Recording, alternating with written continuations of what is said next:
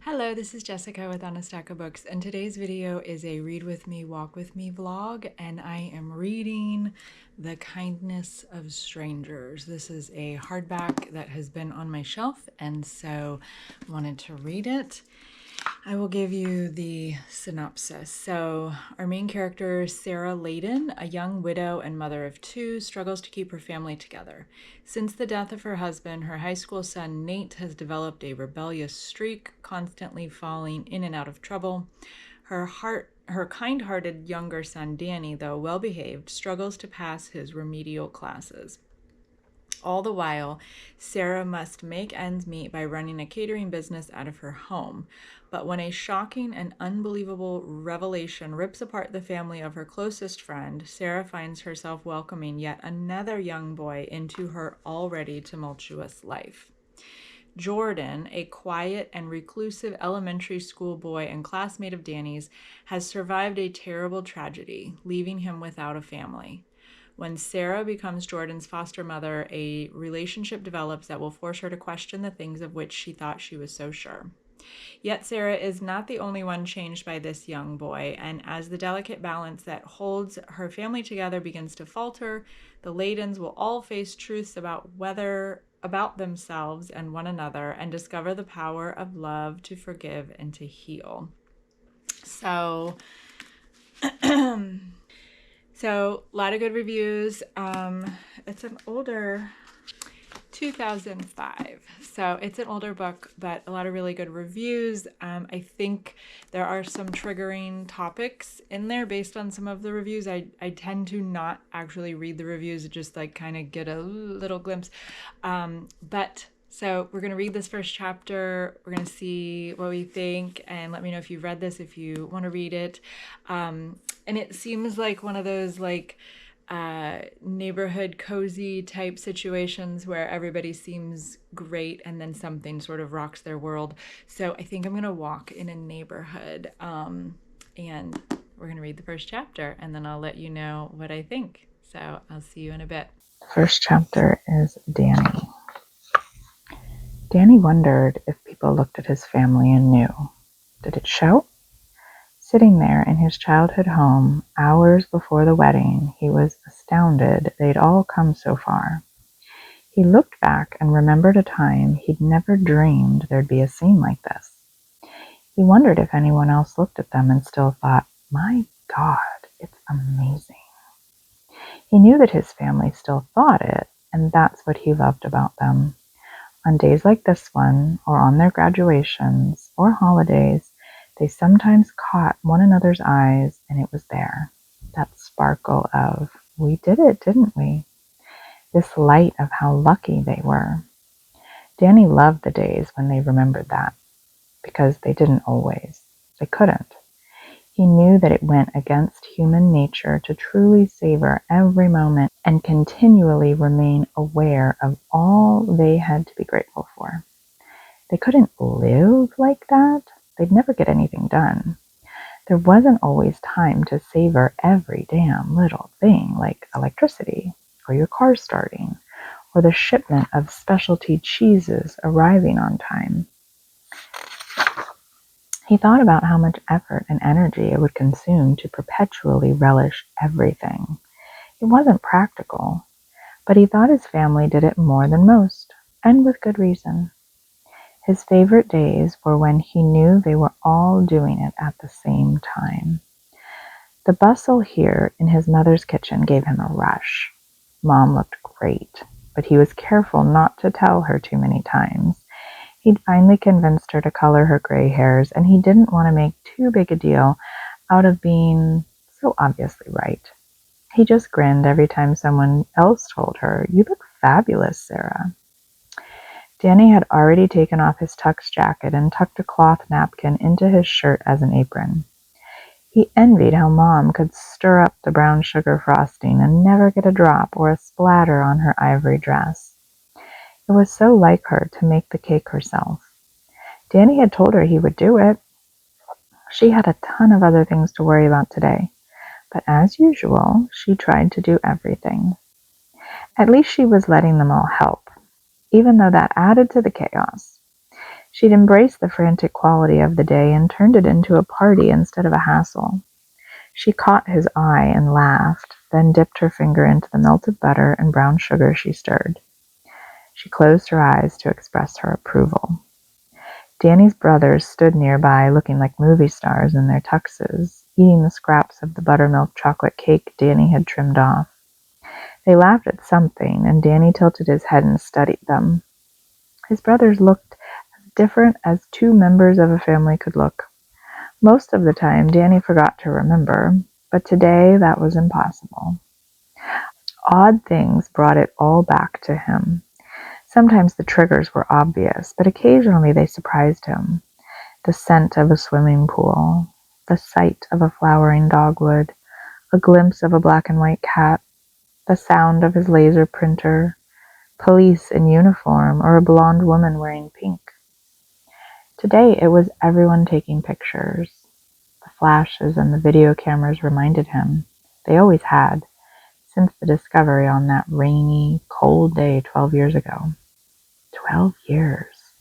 Damn. Sometimes the memory seemed so recent it could still make the panic thicken in Danny's chest.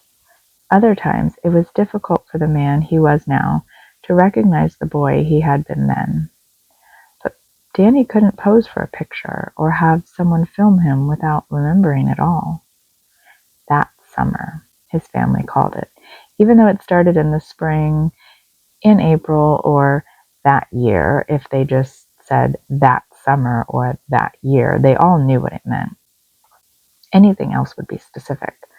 The summer that Nate left for med school, or that summer I was sous chef at Ariba in Manhattan. But if someone just said that summer, the rest of them knew what was meant. Danny didn't believe that everything happened for a reason. He refused to believe it. He hated that image of a god, of a world. Too many things were just petty and mean if he looked at them that way. But in college, he'd studied a bit about reincarnation in a comparative religions class. Some people who believed in reincarnation thought that there was a place somewhere, a place they couldn't ever recognize in this world, from which they chose the path of their lives on Earth. Danny pondered that when he encountered certain people or contemplated his family's history, if it were true, what made some people choose a remedial cush life and others choose an advanced placement course?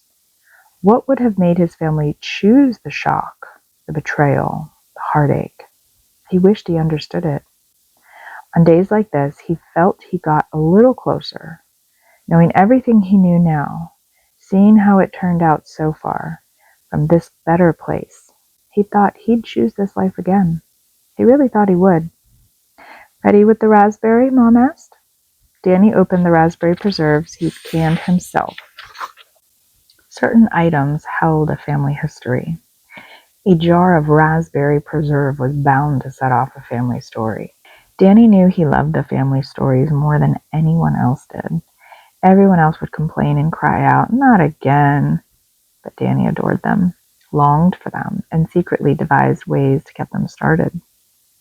He spread the raspberry preserves between the 3 layers of dense chocolate cake. When served with homemade vanilla ice cream, this cake was, as Mom called it, just about as close to culinary ecstasy as is possible. This cake had been his father's favorite, and so it touched Danny that it had been requested for today. Thinking about his dad reminded Danny of a family story, an old one that used to be told at all the weddings, the Thanksgivings, the bar mitzvahs, and the birthdays. Always on Danny's birthday, at Danny's expense. Back before Dad had died, Danny was embarrassed when the story was told, but now he sometimes asked his mom to tell it. He'd been very small, 4, maybe 5, and he'd been playing by himself in the backyard of this very house. Mom and Dad loved to tell how Danny came running into the house and shouted, "Did you know that when you jump, both your feet come off the ground?" Everyone thought it was so cute and dumb, but really, to Danny, it had been a scary moment and an amazing realization. He had seen his shadow against the garage. He had jumped into the air and had seen this space between his body and the grass. Against the white wall of the garage, he saw himself floating, not connected to anything. What kept you from floating away? Dad had told him about gravity, but it was Mom who listened to Danny explain his fear and who hugged him and said, "I'll keep you from floating away. There's a connection between us. Even though you can't see it, you'll always be connected to us." When Danny used to think about his father dead, he sometimes thought of a shadow floating. Dad was like Danny's own shadow. Danny couldn't really touch it, and it was something really hard to see, but it was always there. Danny knew it. He couldn't lose it. And that was family. That was the feeling of safety. And so even though he used to be embarrassed when they told that story, now he liked it. That story was a connection too. It connected everyone who told it to each other. But that story was from before. There were new stories, the stories of after, and the story of how before became after, the story of how they became who they are now. Okay, so I finished it, and it was a fantastic read. This is a really good book. As soon as I finished it, I went back and reread the first chapter because I knew that it started at the end. And so when I reread the first chapter, it just gave so much great foreshadowing. And of course, it made a lot more sense. So there are the whole plot, the topic that they are talking about is extremely triggering. So there was a lot of very disturbing parts, and but it was not gratuitous. It was not graphic. It we have our main character, Sarah. She's got her two boys, and they are at this she has two boys. The youngest is good friends with this one little boy at his school, and she is very good friends with that mom. So they became friends because the boys are friends, and that's her friend. They became very close friends, and then the boys sort of had a falling out. And they didn't know why. Neither parent knew why, but they just knew that the boys weren't friends anymore. And she's recently lost her husband. It was like 2 years ago. And so, of course, the boy, they're all mourning him, and they're all working through that. And so there's some rebellious tendencies. They're getting in trouble at school. There's some things going on. And so she's just got a lot on her plate.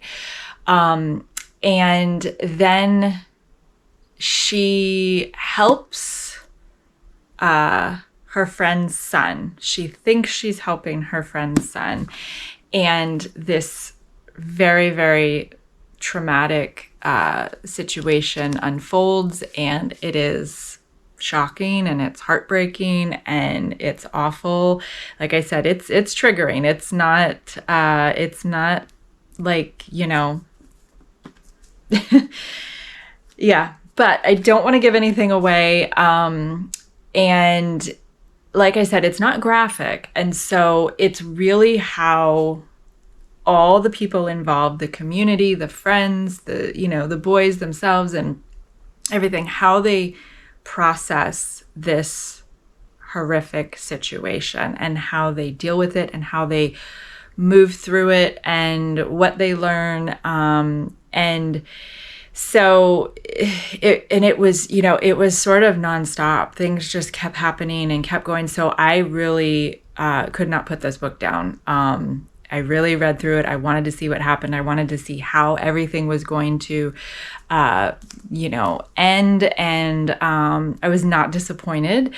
And yeah, so aside from the fact that, I did not know what I was reading when I first picked it up. I really was surprised at the topic, and I was surprised at what it was. But it was, it was that real life drama, real life fiction. So realistic fiction, I guess.